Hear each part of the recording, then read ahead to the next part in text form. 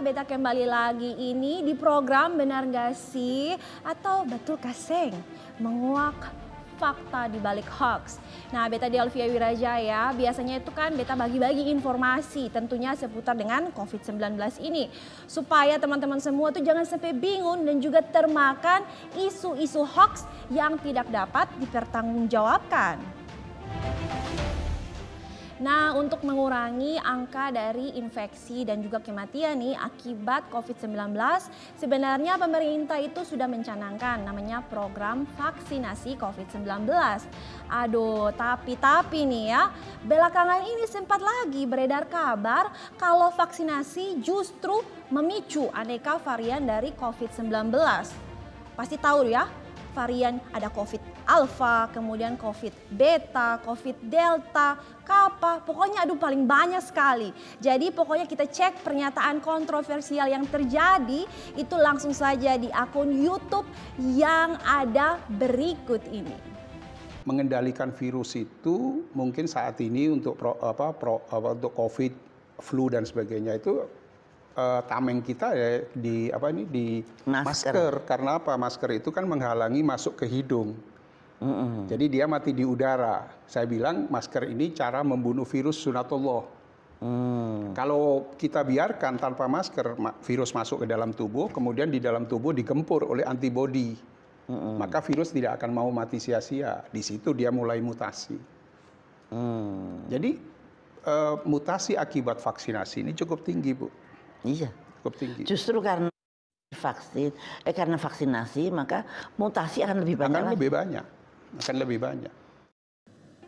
Kalau memang betul kan vaksinasi ini malah memicu varian dari COVID-19, pastinya semua orang kan jadi takut untuk mau vaksin COVID-19 itu. Tapi betul Kaseng ya, karena pernyataannya ini nih kayak tidak bisa dipahami begitu. Jadi supaya kita langsung paham dan juga jelas, kita cek langsung dari penjelasan Ahmad Rusdan Utomo. Beliau ini ahli biologi molekuler dari lulusan Harvard Medical School Amerika Serikat. Berikut ini. Saya mau menunjukkan satu hal ya. Saya coba akan contoh ada gambar di sini ya. Coba saya akan share screen untuk yang berbeda. Nah ini. Oke, ini gambar timeline ya, timeline bagaimana kapan munculnya varian di Brazil P1 ya, varian P1 yaitu varian Delta. Bukan, varian Gamma. Sorry kalau sekarang mungkin dalam bahasa Indonesia varian Gamma. Ini adalah situasi di Brazil. Di Brazil ini adalah sekitar Maret 2020 ada di sini, sementara yang ada di sini adalah Januari 2021. Oke. Pertanyaannya, kapan vaksinasi dimulai? Vaksinasi dimulai di akhir Januari, ada di sini titiknya. Pertanyaannya, kapan varian P1 ditemukan? Sebelum Januari. Nah, di sini. Ya, sekitar pertengahan Desember. Artinya apa? Artinya varian-varian itu munculnya itu justru ada event yang sebelumnya. Apa event-event sebelumnya? Jadi misalnya nih, ketika dibuka ini hiburan, ya hiburan secara umum gitu kan. Lalu ada ini menarik di sini, ada local election atau pilkada lah kalau dalam bahasa Indonesianya ya, pemilihan daerah ada di sini. Jadi ada apa namanya? Ada hal-hal yang mendahuluinya. Nah, karena sudah mulai naik terus, ya kan, naik. Ya, berusaha di lockdown tapi ini masih naik terus ya, karena memang sudah masif sekali, agak susah sekali gitu ya. Apa yang terjadi? Muncul di sini terdeteksi dengan sangat mudah, yaitu varian P1 atau varian Gamma. Nah, poin saya adalah kalau kita mengatakan vaksinasi memunculkan varian, ini tidak konsisten dengan data yang ada. Karena sebetulnya mekanisme terjadinya varian itu adalah ketika si virus diberikan panggung untuk apa? Untuk dia berkembang biak.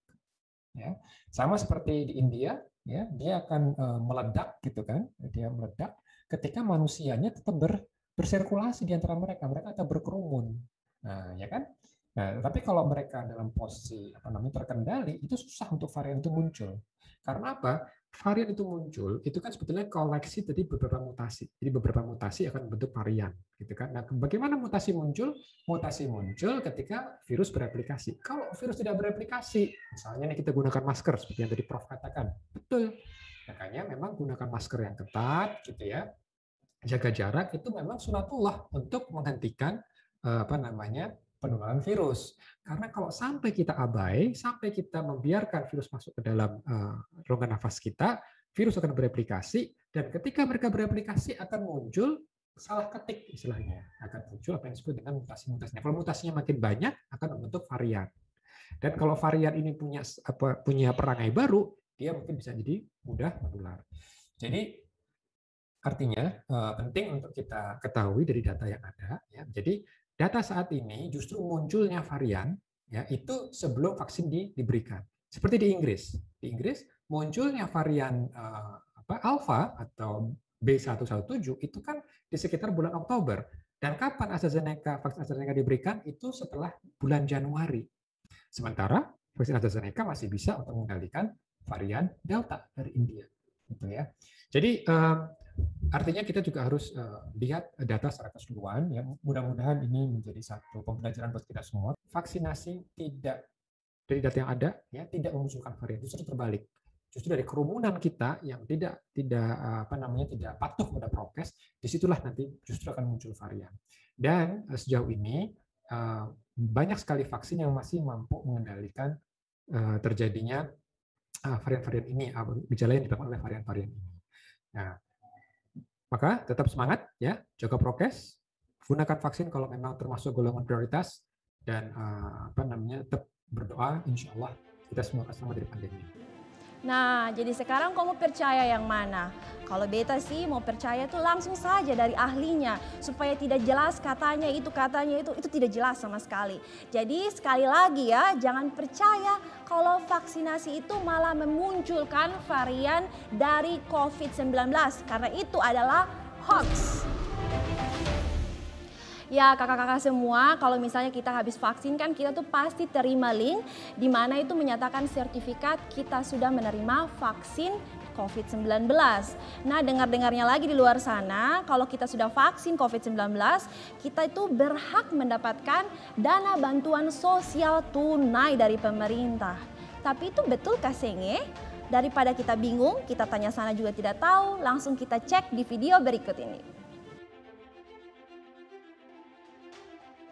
Beredar sebuah video di media sosial dengan narasi yang berisi informasi bahwa setiap orang yang mendapat sertifikat vaksinasi akan mendapat bantuan Rp1 juta mulai tanggal 1 Agustus. Masih di pesan yang sama juga tertulis, masyarakat bisa mengecek ke sebuah situs dengan memasukkan nama serta nomor induk kependudukan. Bahkan seperti meyakinkan, penyebar informasi juga memberi kesaksian bahwa dirinya telah mencobanya dan mendapatkan bantuan yang dijanjikan. Pemerintah memang memberikan sejumlah bantuan sosial selama masa pandemi COVID-19, seperti bantuan sosial tunai sebesar Rp300.000 per bulannya. Lalu, benarkah bantuan Rp1 juta bagi penerima vaksin?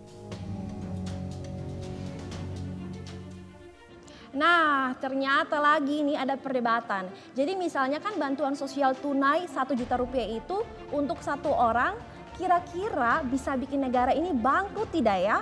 Informasi ini nih yang bikin banyak sekali oknum-oknum yang menerbitkan sertifikat vaksin COVID-19 itu yang palsu dan banyak sekali dijual bebas. Nah, kita untuk cari tahu kebenarannya dulu, mari kita lihat video berikut ini.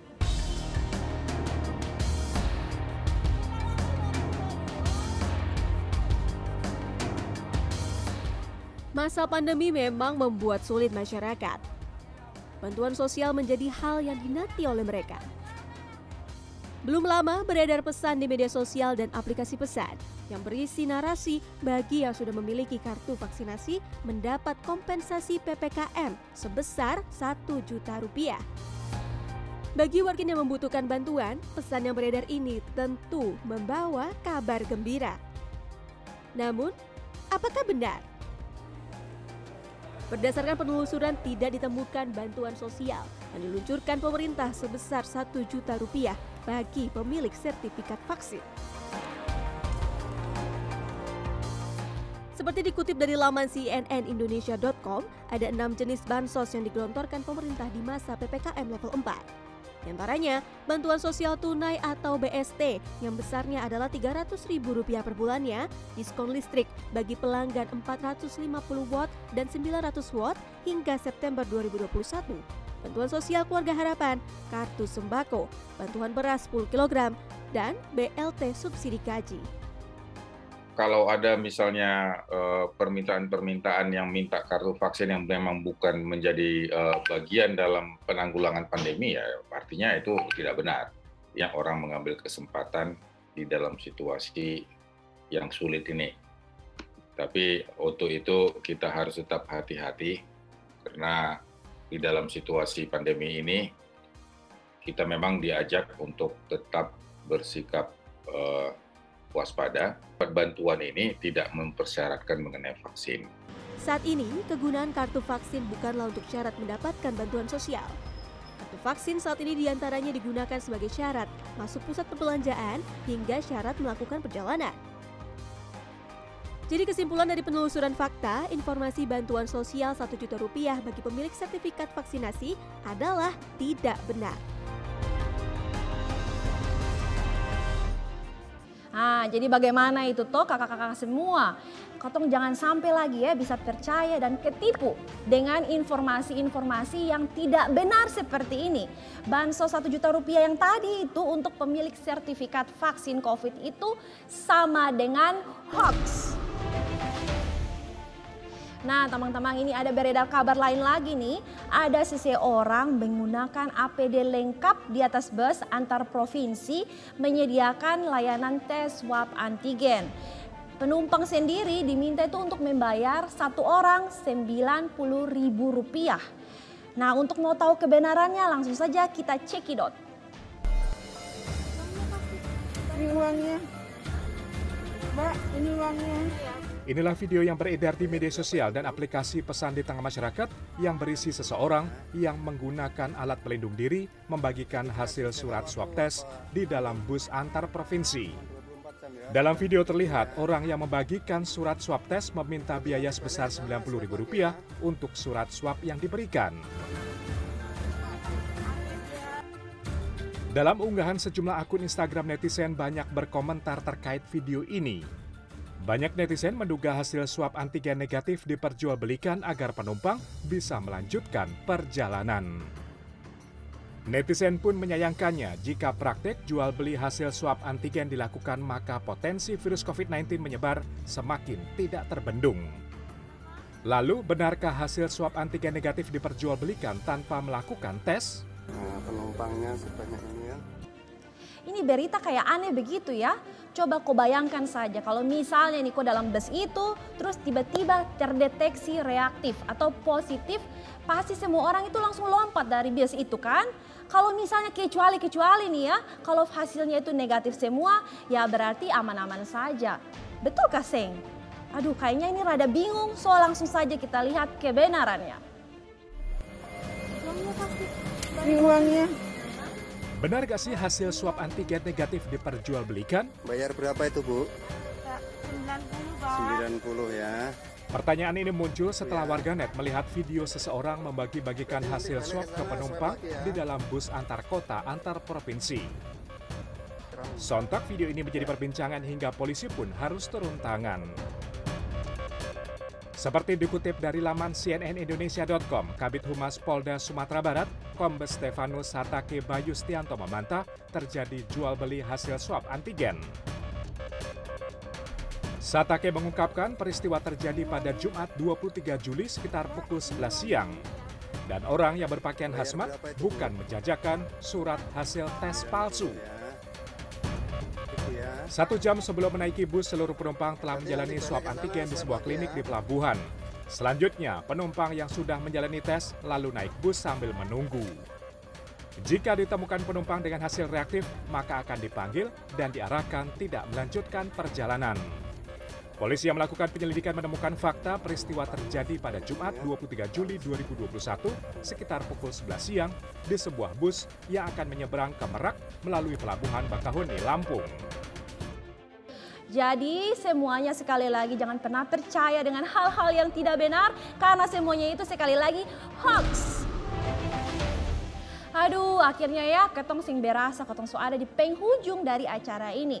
Pokoknya semua teman-teman jangan sampai bosan lihat Beta Pemuka dan juga terus pantengin dari program Benar Nggak Sih atau Betul Kaseng karena ketong menguak fakta di balik hoax. Sekali lagi Beta Delvia Wirajaya mau pamit, sampai ketemu di episode selanjutnya. Bye-bye!